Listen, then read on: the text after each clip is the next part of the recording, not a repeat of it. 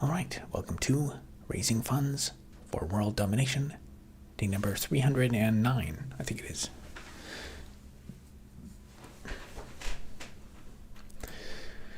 So for today's daily update, there are no updates on the anticipated appeal.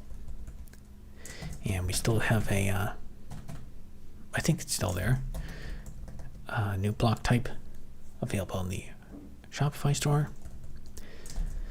I've been working on getting shorts videos published every day, so I've not been working on any new long form videos. That's the thing about making one type of content. It takes time away from other types of content. It's a lot of work to make videos about everything. Okay, so today we will continue with the, I guess kind of boring but much needed work on the block mining simulation game chunk loading.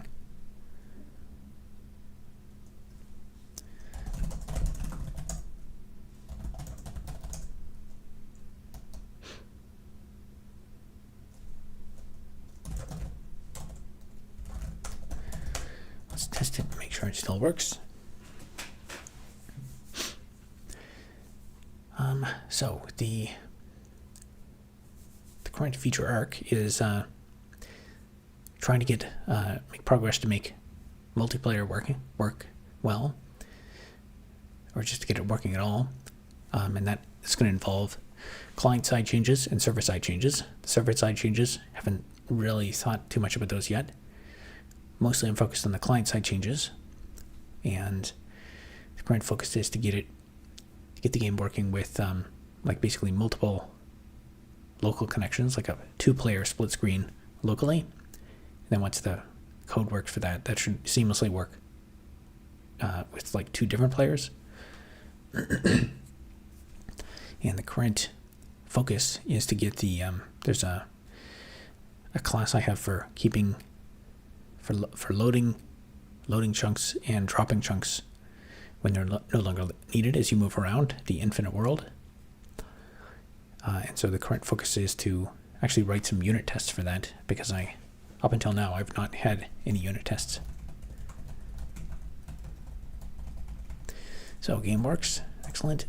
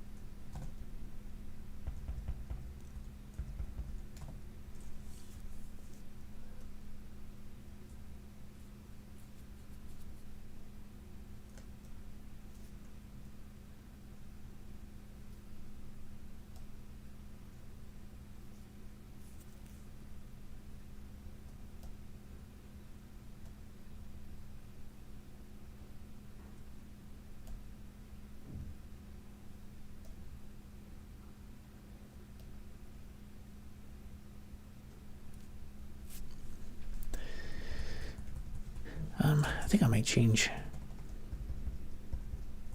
the names of some of these.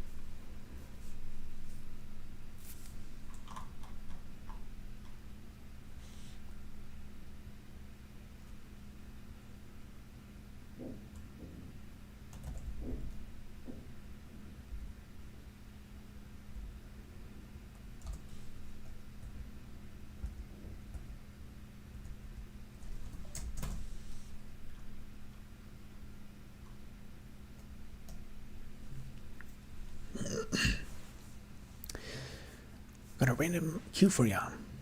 Is a Cloud Code capable of writing secure enough code for deployable applications? I would say probably not. I've not tried Cloud Code even a single time. But people ask me about AI coding almost every stream, and it's on my to-do list to try it. But every once in a while, I'll try to actually try some AI. The easiest for me to try it, because it's already integrated, is the GitHub. What's it called? Copilot. You can just click a button on the repo, and I tried. People keep saying it's amazing, and there have been cases where if you ask it an open-ended problem to do from scratch, AI can do pretty good jobs of coding. But from chat, I get it in my mind that AI coding must be pretty. It's getting pretty good. People are always hyping it up. But then when I try, so for example, I think it was yesterday actually, I tried again with GitHub Copilot on this repo. So if you click the GitHub link, the description to this repo, so on that repo, I have lots of examples of how to add a new block type.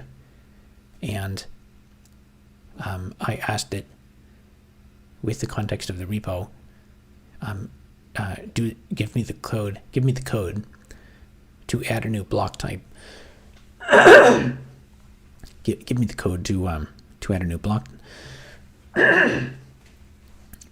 Excuse me.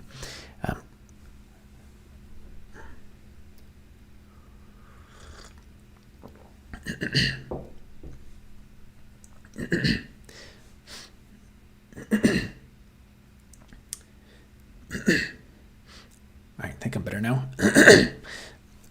So I asked it to give me the code to add a new block type for metallic gold, and it gave me back some code. There's several things that have to be changed, and the code it gave me back was it was so obviously wrong that it wouldn't even compile.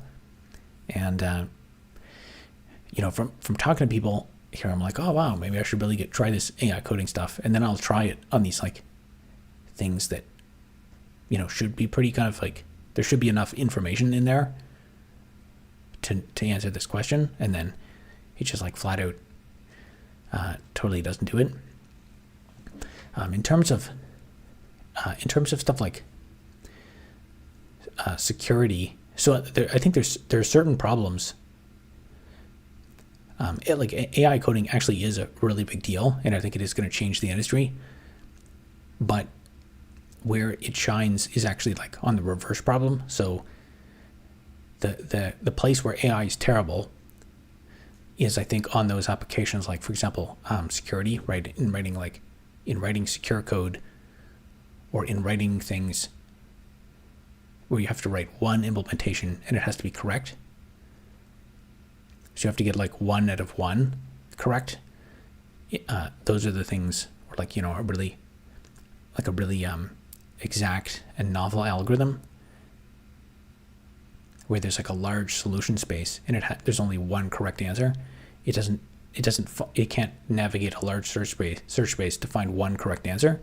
But if you have a large search space and there's many correct answers, even if it's a very open-ended thing, the example I've been giving people is, if you ask it to say write a program or make a web page or something that'll wish you a happy birthday, and it'll be a really impressive looking web page. There's many potential implementations and solutions of that, and especially with HTML, you could write HTML that's not even syntactically valid, and it'll still render. So if your accepted output can just be good enough, AI is great. Now the opposite problem are some of these coding tools good enough to potentially find security issues in applications. So let's say you write the application, you think it's secure, and you want to fuzz test it. I think AIs, in a way, that's kind of almost what they are. They're like fuzz testers on steroids. And I think there is going to be some like really next level hacks and stuff that'll come out from AI agents, like especially AI agents that can like use other secondary brute forcing tools, like with like figuring out how to like navigate a search space of like pen testing. I think that's the specific kind of problem AI would be amazing at. Shibal says, hey, how's it going? I'm Robert. Is machine learning knowledge in Python hard to learn? Is it hard to learn? There's a lot to learn. It's kind of like there's a million things. It's a very open-ended thing. Like there's if you want to understand it very intuitively, there's an insane amount of math behind it, and linear algebra and statistics and stuff, which is by itself, you could say it's very, very hard to learn. In terms of like getting started, there's probably it's probably not hard to get started. Like there's I haven't really used them, but you can look up like how to do like Jupyter notebooks with you could probably just Google like Python machine learning tutorial, and you can find some like really simple copy and pastable code for how to get started with that stuff.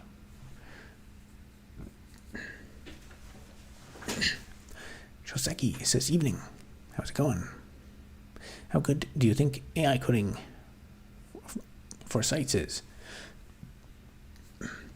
What is the current problem with it? I guess I'll refer back to my previous answer. Devin says, yo, how's it going? I've been using Claude and it's been excellent. Yeah, Claude Code seems to be the one that everyone in chat mentions. We will take the first path to satisfy the prompt. It's not secure for production unless you prompt in all the security required. Yeah, it doesn't. Like AI will give surprisingly amazing solutions. Like the weird thing about AI is you can ask it like, give me code that does this thing, and then it'll give you some code, and you'll say like, is that code secure? And then it'll be like, no, this code is not secure. So it'll like give you answers that are wrong, and then if you say like, hey, is the answer correct? It's like, no, it's not correct. And then it'll go on to explain it and be like, but actually I can change it and I can give you a correct version. And then it gives you the exact same version. And then you say like, nope, that's wrong. It's like, you're right, it is wrong. And then it just like, maybe deletes half of it, makes it not compile. It's amusing. Mainly I just used it for smart autocomplete. Yeah, it's on my to-do list still to play around with it more. Lately I've been trying to get more videos out to get the channel views up. So I still have not had time to experiment.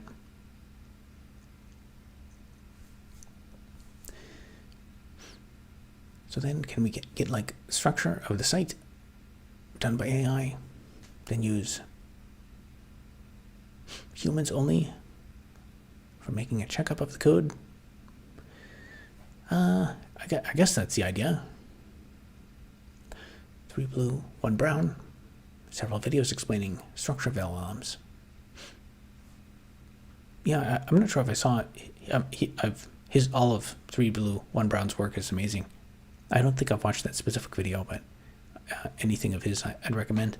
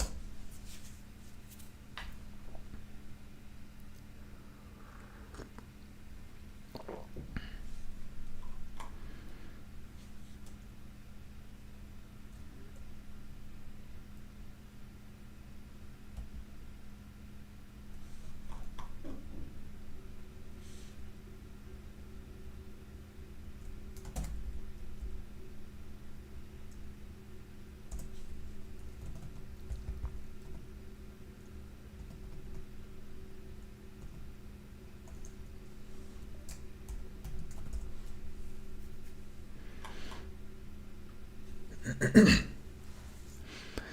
we got a super chat. Thank you to the Xandrew for the $1.99. If you are in everything within the AI, within the AI co-platform,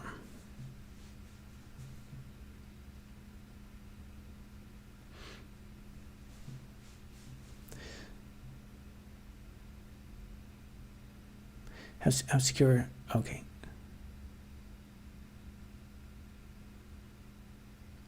How secure in that instance versus local or cloud hosting?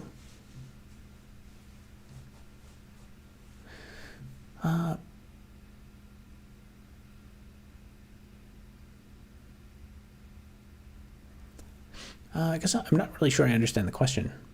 Is that like a question about security of AI agents in general? Also, thank you to I guess that's Shibal for the 20. I think that's rupees. Thank you very much. You're a good human. Thank you.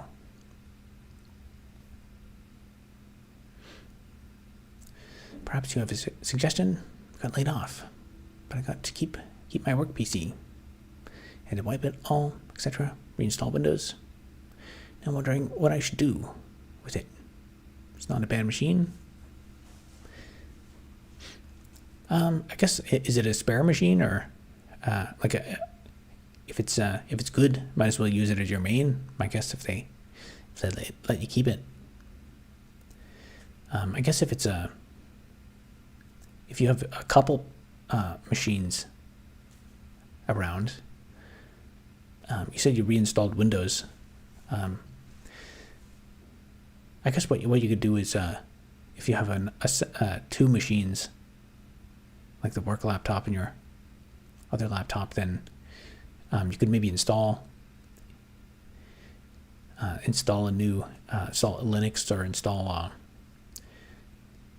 you can make, one is your private laptop for YouTube and stuff, and then the other one you could make it your like I don't know, your laptop for experimenting, testing projects. Get yourself in a work mindset. Make it your like pseudo work laptop, where you test out a new thing depending on what role you're trying to get next.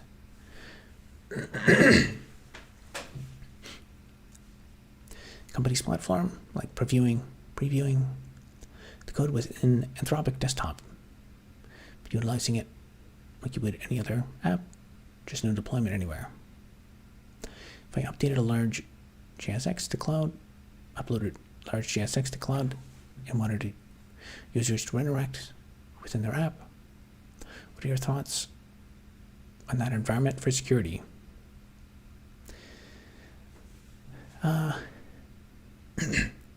Let me think. I think the introduction of like agents and all this, it's almost like security is kind of going out the window with all this AI agent stuff. Companies previewing code within Anthropic Desktop, but utilizing it like you would any other app, just no deployment.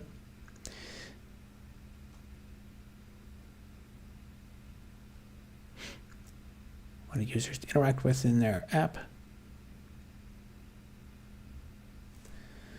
You want to upload a large JSX to cloud. You want users to interact within their app.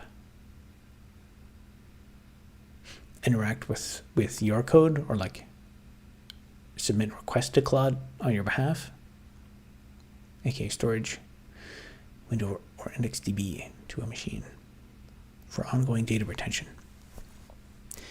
I don't completely understand the problem definition, but in my, like, one of the things that it's on my to-do list that I want to look into before I test out the AI stuff is like what exactly what the security implications of it are, because some of these tools, like, people are just becoming really comfortable with letting these AI agents do whatever on their computer. And honestly, I don't even know, like, for some of these things, if you give the AI command prompt access, there's no way to predict what it can do. Like, if they, I mean, in theory, like, if some of these AI agent, because they call it to a server, if they get, like, subpoenaed by the FBI or something, and then the FBI doesn't like what you're doing, they could just, like, send down, like, anytime you type a prompt, they could just make the thing return something to upload all of your personal files and data to their server and exfiltrate it off your machine. Like, that is technologically, the only thing preventing that happening is policy. But if you're, it's basically giving the AI agent, like, shell access in your machine. So you really have to kind of research the security implications yourself. I think what's going to end up happening, like, we're not going to try and make these things secure. We're going to just treat them as, like, they're basically like outsider.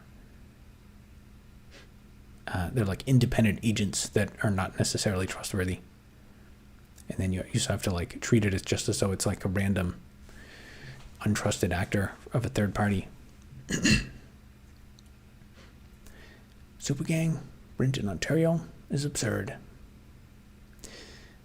Yeah, it's coming down a little bit on average, but there's, I mean, rent is an issue, and then there's tons of issues with Ontario in general.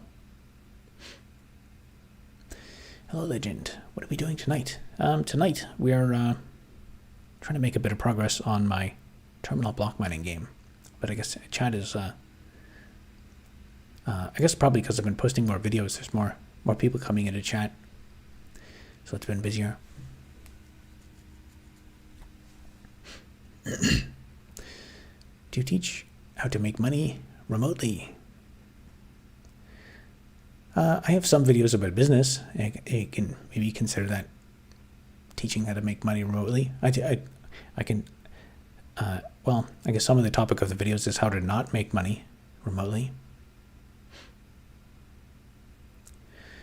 Run it in local Docker. Massively lock it down. Yeah, even Docker. Like, there's ways to. Docker's pretty thin containerization. Even a virtual machine, technically, there's, like, escape mechanisms for that.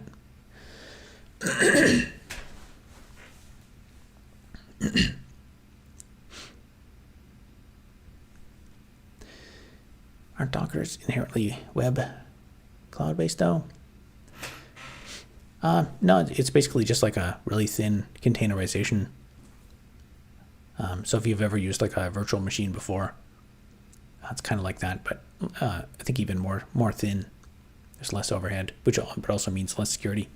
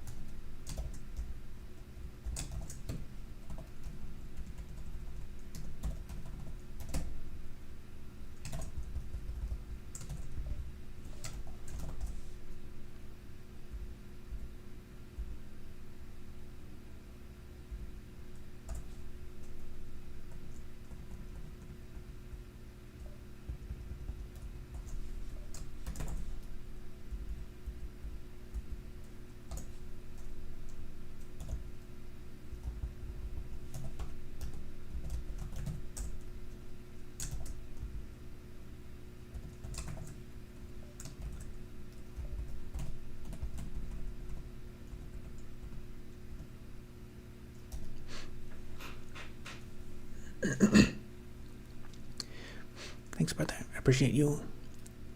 Keep the grind going. Thank you. I will. Thank you for the super chat.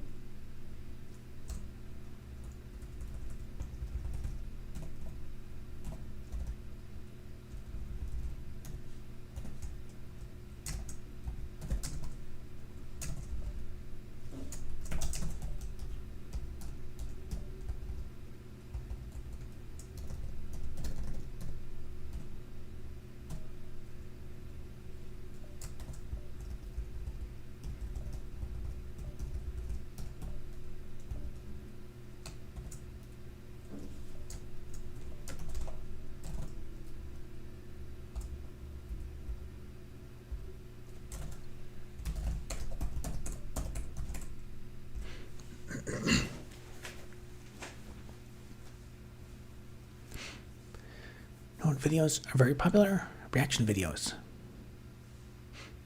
Wondered about creating developer reacts to X library, X API. You could. I think it's also popular because it's also very easy to create. You can because the cost of creating a reaction in the production cost is just very low, and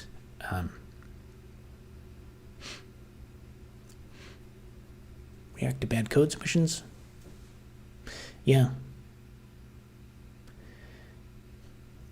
I guess people are also just people are always looking for how other people react, and like people come into chat a lot, and people are asking for like, what's my take on certain things.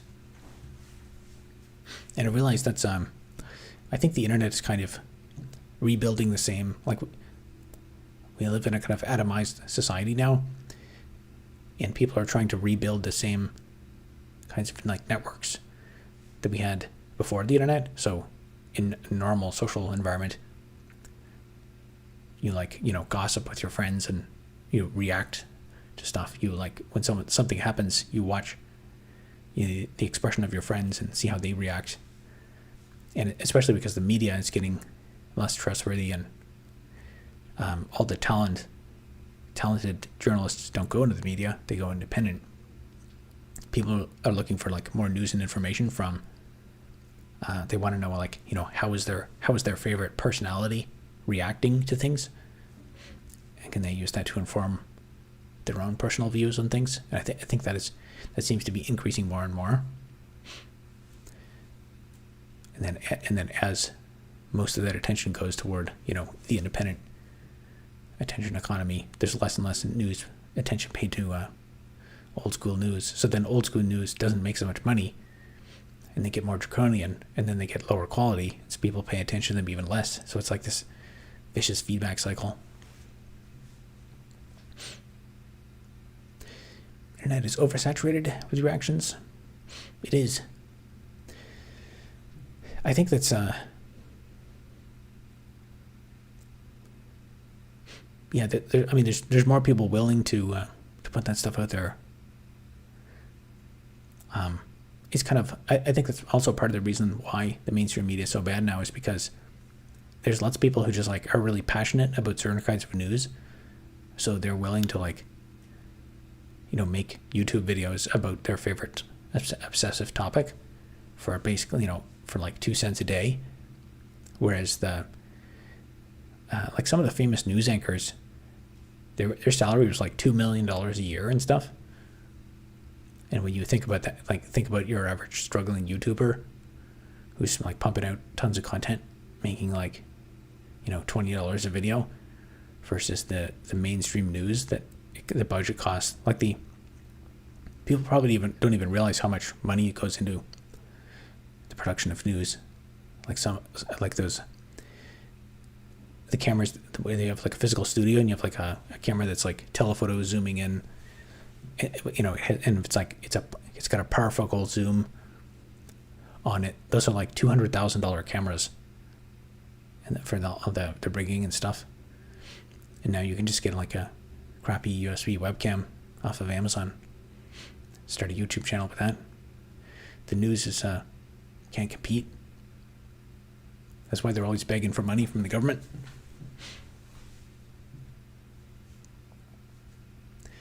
Watch a lot of reaction videos. I notice that they totally miss 80% of the analysis that other people do. Fresh perspectives. So interesting. Yeah, I think what I think probably like the money, what it kind of ends up boiling down to is some people do it, they just want to make money, and react videos can end up being like effectively like an easy way to like steal content. So they say they're reacting, but they're just sitting there. Like there's a few channels I saw of this guy like just reacting, doing supposed reactions to viral videos, and he'd fill his mouth up with water, and then when the video happened, he would just like pretend to laugh and then squirt the water out of his mouth, and that was like how he reacted to every single video. And I don't even, the reaction itself might even have been, he might have just recorded it once and put that on like thousands of videos, and so it looks like he's reacting, but really he's, it's kind of just stealing other people's content, putting his face on it, which is technically not that violates copyright laws, even though it's actually pretty easy to just, you can almost certainly get away with just taking someone else's video and putting your face on it in practice. So like actually on my channel, there actually are people that like steal my videos. Actually the couple of most popular ones, the how to make a CPU one, and then the magnetic core memory video. There's constantly people stealing that video, and then they'll like make a worse version of it with like put like a text overlay, or they'll like stretch the screen or something, and those will show up in my content ID thing, so I can press a button to strike them. So I can like take I can give them, copyright strike against their channel, but or a copyright claim. I can't remember the nuance of the difference, but it's most of them only get like 1,000 views, so it's not even worth my time to think about it.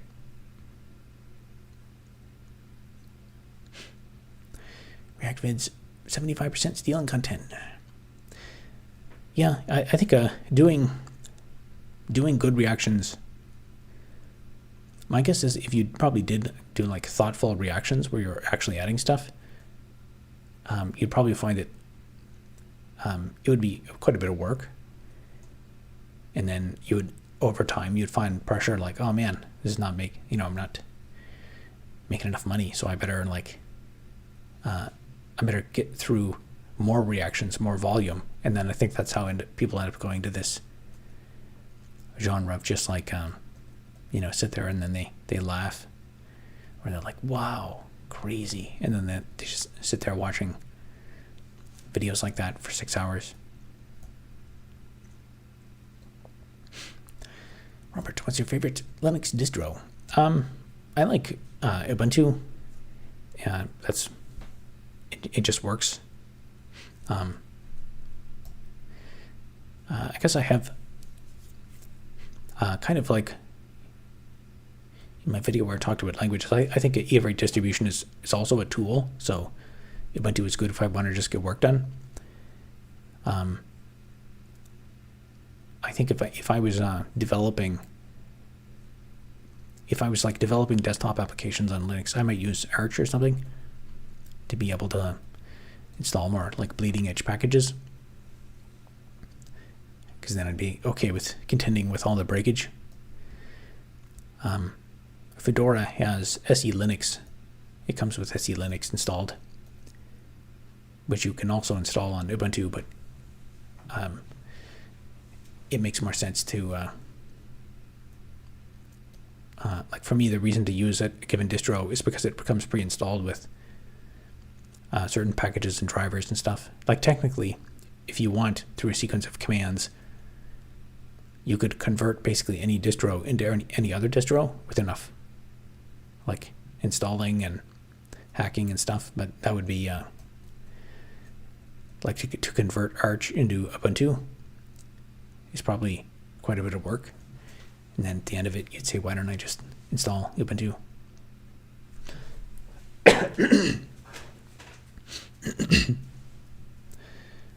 Also, I've thought of having a Discord community.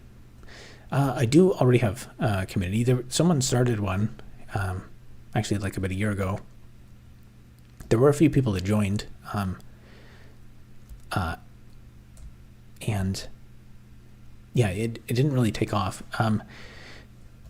I have so someone set up like one on my behalf, and so I created my own the official Discord, but I don't really have an interest in like maintaining it and moderating it.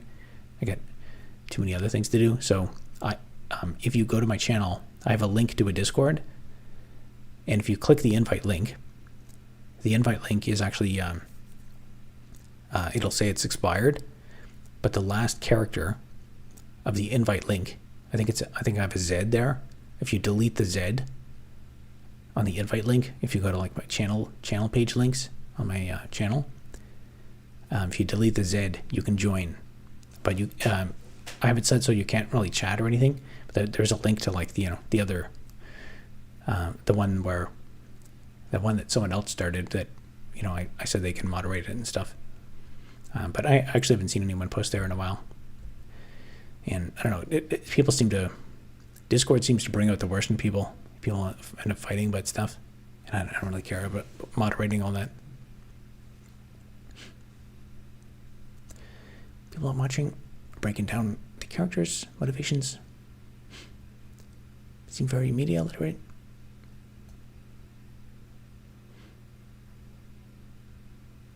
Kali is good for security testing. Yeah, actually, I've there's a tool called like Zip2John. So you can take there's a couple cases where I tried to crack open a zip file, an encrypted zip file where the password wasn't available. And there's a tool to take a zip file and extract like the hash to crack it. And I tried multiple times to install it on Ubuntu, and every single time there's some like stupid library that wasn't available or something. So I'll just install, on some other machine, I'll install Kali Linux, and that was easier because it's already installed. Use Arch, by the way. Only really used Ubuntu. Only a tiny bit of CentOS. Yeah, I tried to do main with Arch years ago, but random stuff would break too much, and I don't have the time to fix it. Is this Peria? How's it going? It worked. Excellent. Yeah, I kind of I don't know. I thought maybe there would be more activity in the Discord, but I guess not. But yeah, feel free to post there. It kind of didn't really take off.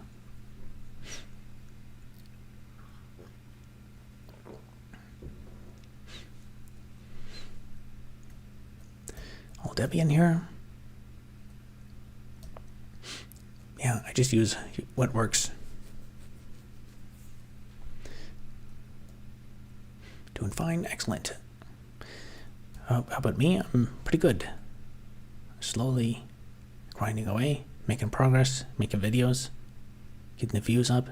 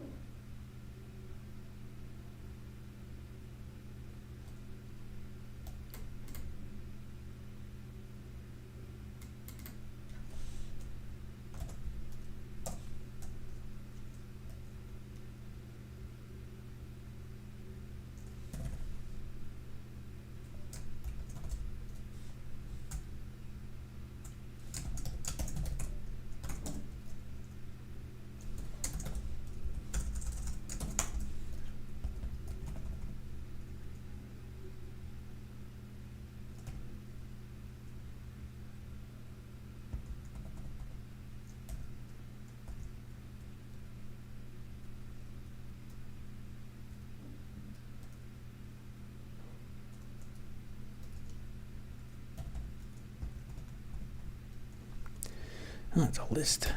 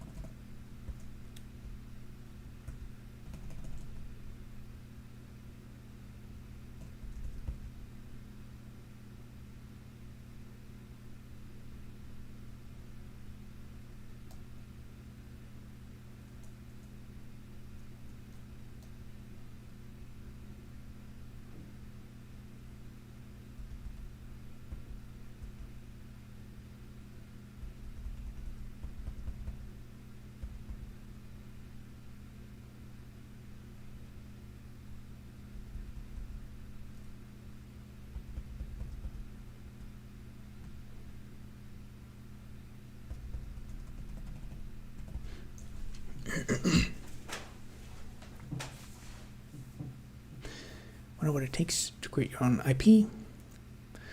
For example, your block mining game could have a mascot? How does it go from random character to beloved part of culture? Is it just success of the game? I guess it's all about marketing. It's got to be a compelling enough character. It's like the favorite Linux command series. You just bombard people with a message over and over again, and then eventually people will leave comments saying that such and such is their favorite.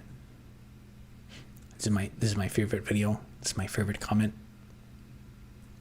Starts to catch on eventually. What is this code for? This code is for the chunk loading model for a video game. So as I move around this video game area, there's chunks of the map that load in and go away.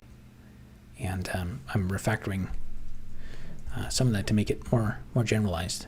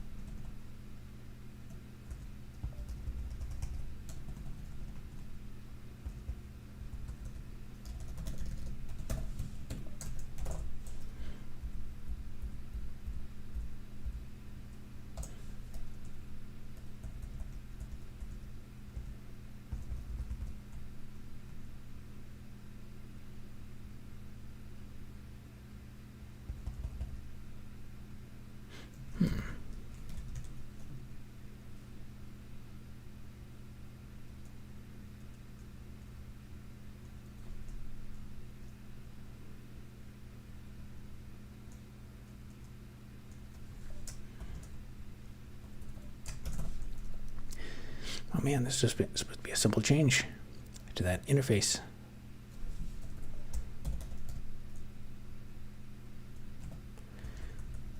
I got confused.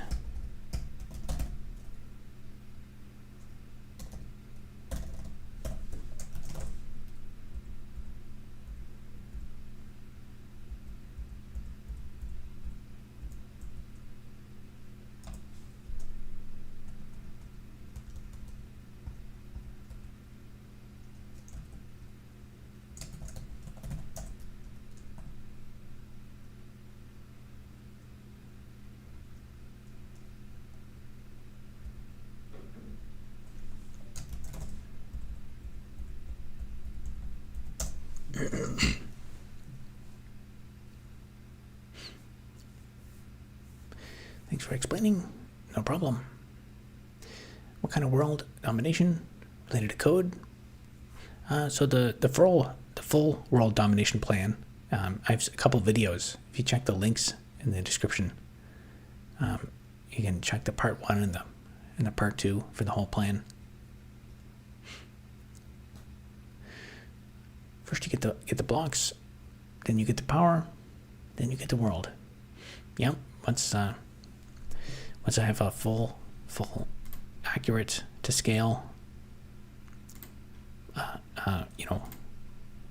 world simulation program, then and I have all the different types of mining added.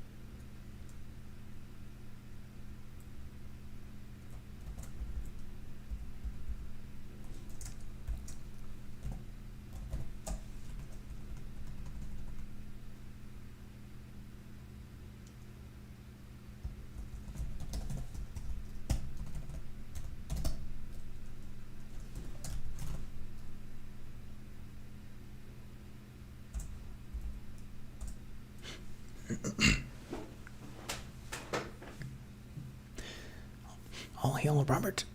How's it going? Us Norman 8050.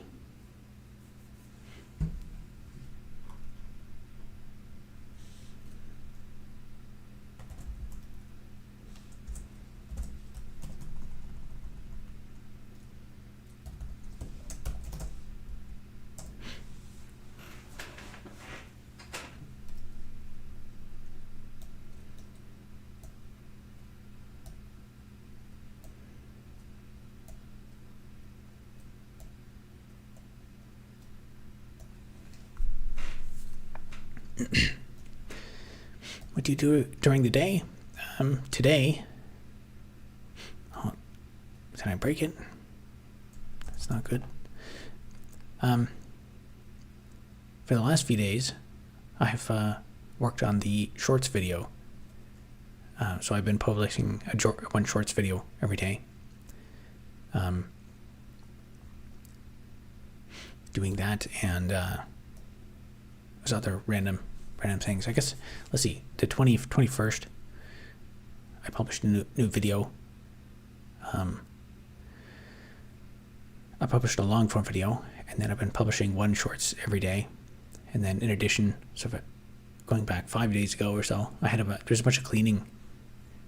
I cleaned a bit and organized some stuff. And then today I made a shorts video. There's a bit more editing in it today. So I did that, and then I also filed for the eviction hearings. There's been for the eviction hearings, which we won, which is they're now supposedly trying to appeal, which I still don't have a case number even for the supposed appeal. I figured I should probably file a request to get a recording of those hearings. So I filed that today. I had to file some paperwork and stuff. Oh, and then they responded and said, I have to fill something. I forgot to fill one thing out on the form, so I'm going to resubmit those tomorrow. And accounting and business stuff like that. There's always stuff to do.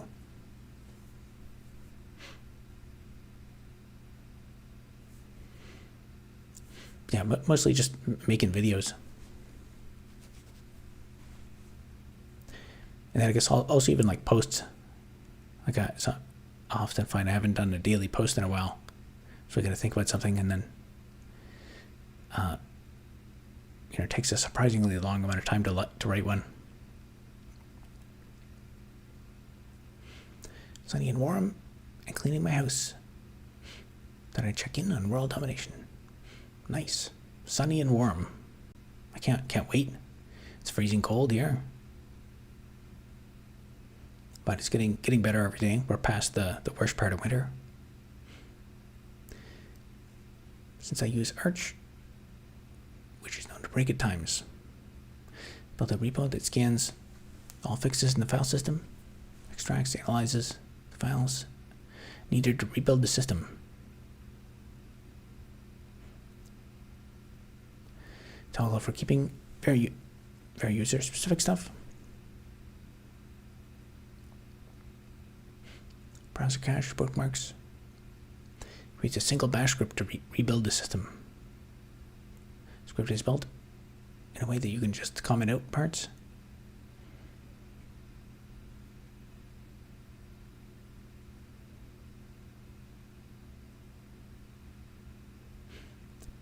Oh, you mean like a kind of like an automated provisioning system? When I ran through Linux from scratch, I did something kind of similar to that, where I just I would break it, so I ended up basically automating the install process. And I have the same. I've ended up developing the same thing over time to kind of semi-automate setting up a new system. Because otherwise, if I don't have the steps for it, it just takes so long to set up a new machine.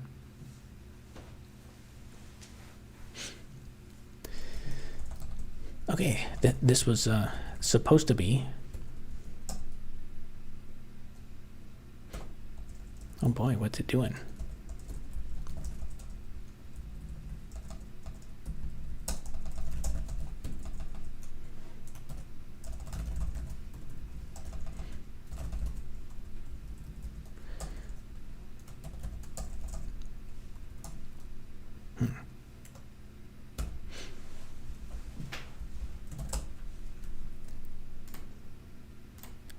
All right, that's total bosh. This I just wanted to rename an interface.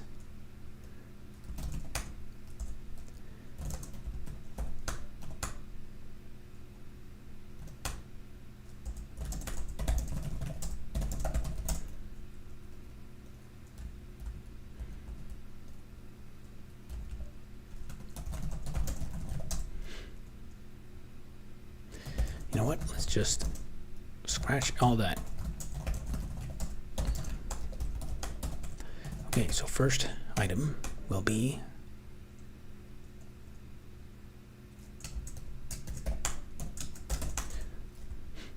so I want to get rid of the priority from the interface. So that's the first thing.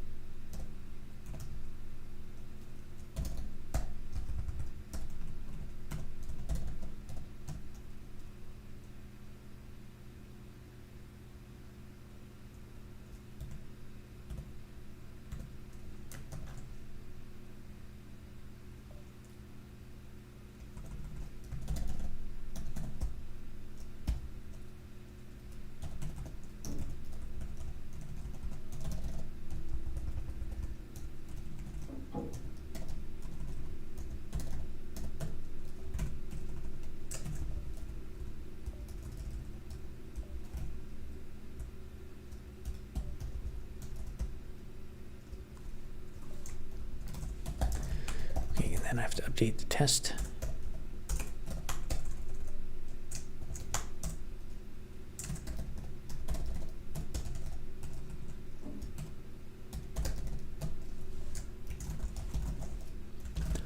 Okay, that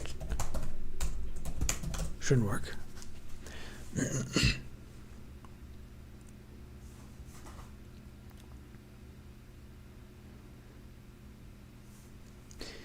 Reading files and analyzing files in the current system seems easy enough.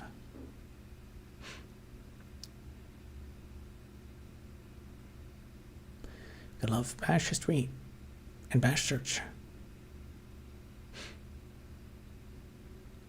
Yeah, control R. That's a pretty handy thing for. You just type control R and then start typing your command. And I'll search back through.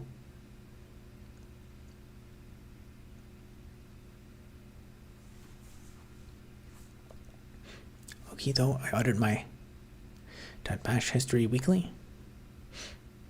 Oh, checking for unauthorized commands that are not supposed to be there. I guess you could technically delete them if people know about it.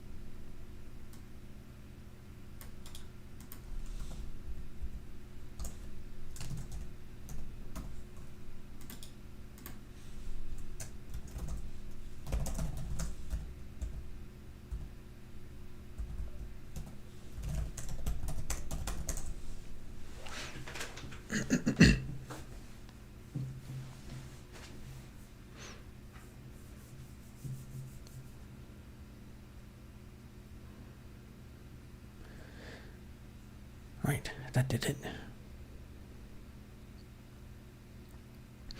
This was not a day where I accomplished a lot, but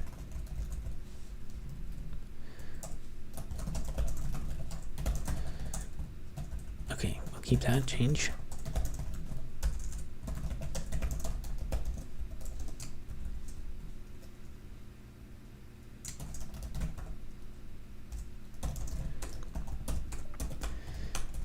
Now the other thing that I was going to normalize was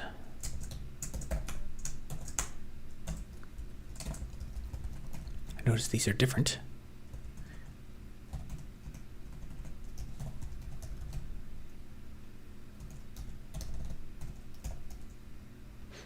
Might as well make that a list for consistency.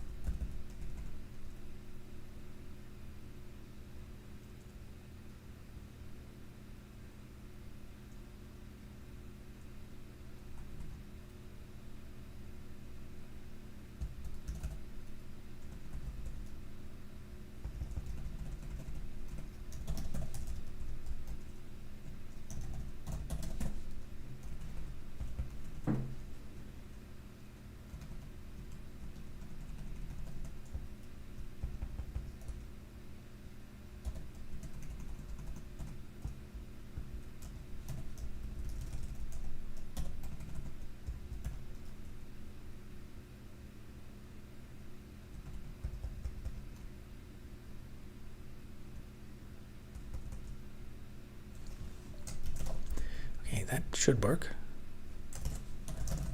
Forgot to update the interface in the unit tests.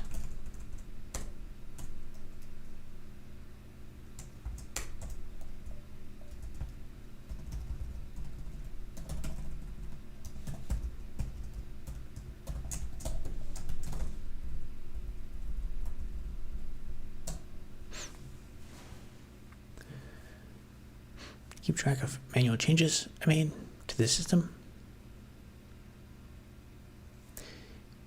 if they're needed in rebuilding. Okay, that's a lot of work. It's like housekeeping for. It's like you gotta do regular cleaning on your house and your apartment to keep it nice and tidy. But now you gotta clean your operating system. It's a lot of work. There's an infinite number of things to fix. So much stuff to maintain. So much software that's always broken. And now we have all these AIs writing broken code to make it worse.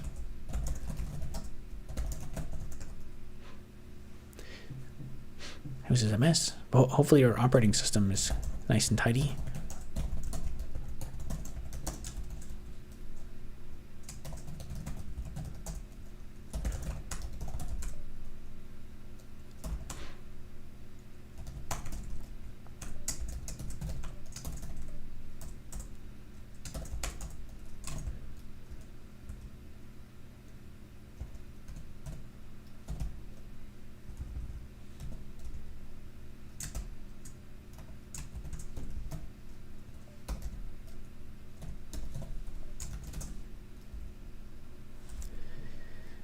Okay, let's try this again. This should be a very simple change.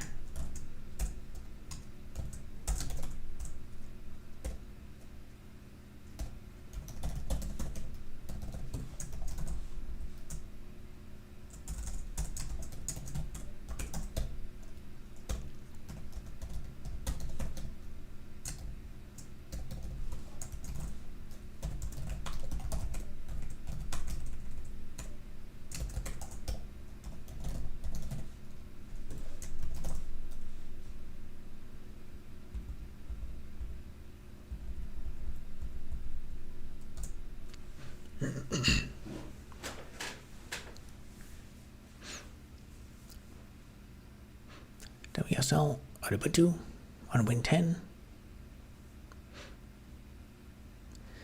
If it works, I guess.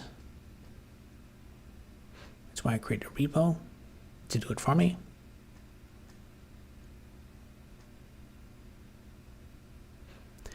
Windows, I gotta start somewhere.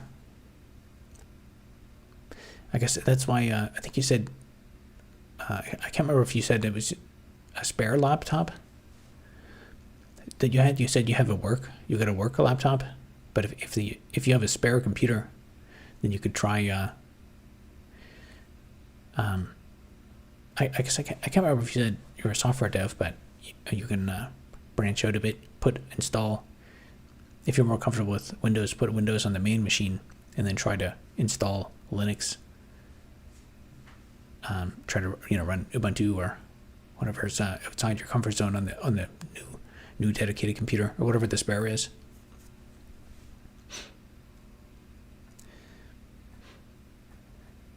One's for says, "Howdy, Rob. How's it going?" Talking about broken messes. Win 98 SE was awful. Missing partition. Fiend of my teenage years. Windows 98. I guess I was young enough at the time. I wasn't really cognizant of it. I think Windows 98. That was the first. When my first memories of actually using a computer to play games and stuff was Windows 98.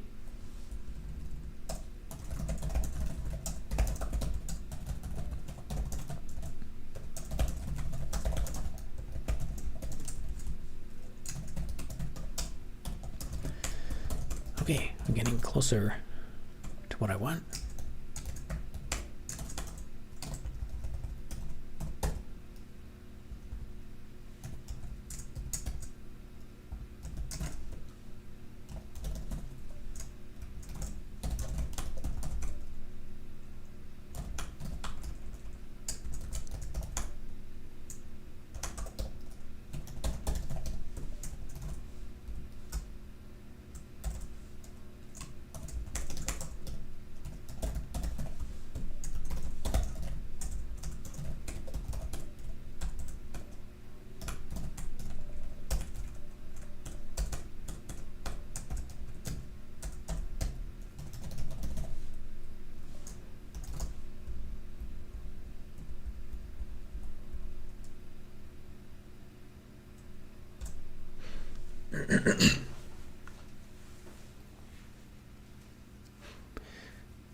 Trying to do everything I can. Already use WSL Ubuntu. See him on my server. Just not a fan of Linux desktop. Yeah, it can be hit and miss depending on how much compatibility there is with the hardware. Actually, my most recent laptop, I specifically bought it. There's actually a list of laptops you can buy that are on the Ubuntu officially supported list. And I bought it specifically because it was on the list. Because the one before I had that, had an old MSI gaming laptop. And it had issues with that. But then I had more hardware issues with the Lenovo that I bought. It was actually the biggest issue was defective hardware. There was stuff that was not working that was not even really, well, there was Linux compatibility problems, but also just random hardware issues.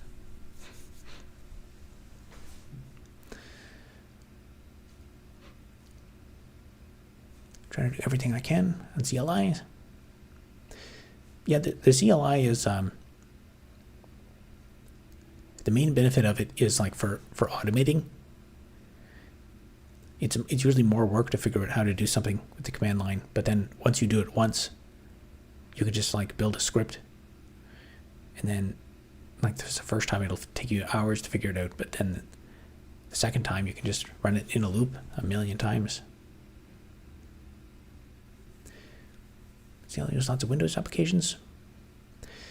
Yeah, I think when I transitioned off it, I used both for quite a few years until I kind of completely figured out my workflow without it. I actually, when I worked at Amazon, I think maybe Amazon and NVIDIA, I think most of us, like, we did our work on Linux, but we would also have, like, we would have two computers. We'd have like a Windows computer that had all the like email applications and stuff. Because these challenges, our RAM, Docker eats a lot, and a decent graphics card to do more hardware accelerated stuff.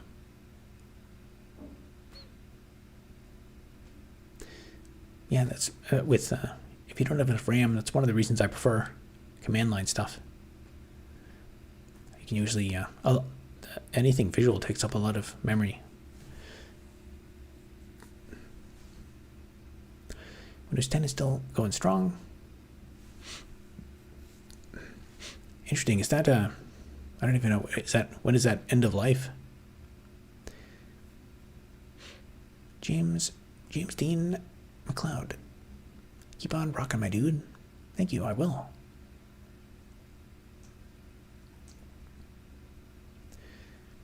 So Linux desktops, if you're coming from Windows, start out with KDE, then branch out from there. Personally, I've actually, some people are really into like configuring their desktop environment and stuff. I don't think I've ever done that. I know I've gone to a few events where I saw people who had like really cool desktop environments. And I remember being like, wow, how'd you do that? And then they tell me about their, how they set it up, and then I would never get around to actually setting it up that way. The problem is every time you reinstall, then you're gonna configure all that stuff again.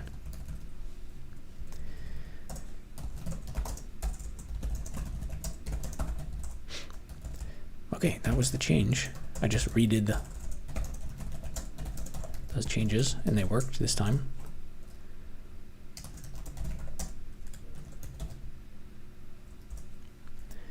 Wait, here's the unit test again. All right, it does nothing.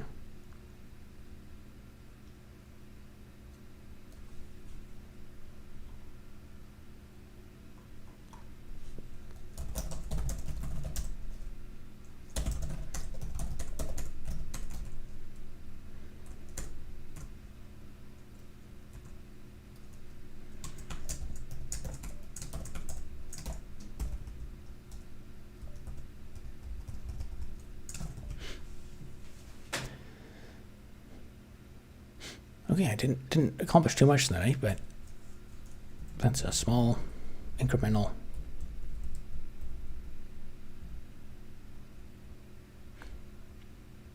thing. I should probably rename this too while I'm at it. But I'll probably leave that for tomorrow night.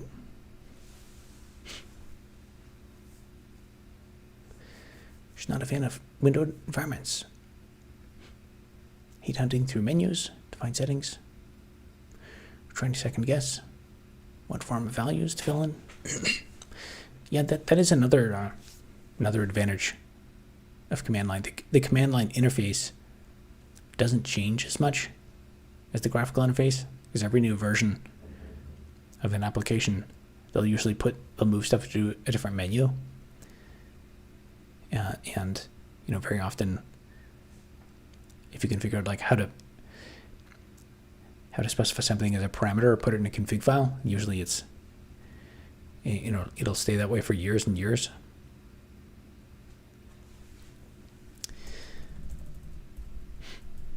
All right, I guess I will probably leave there for tonight, and I will be back again tomorrow night to make another little bit of incremental progress on setting up this test case for day 310. All right, have a good night, guys.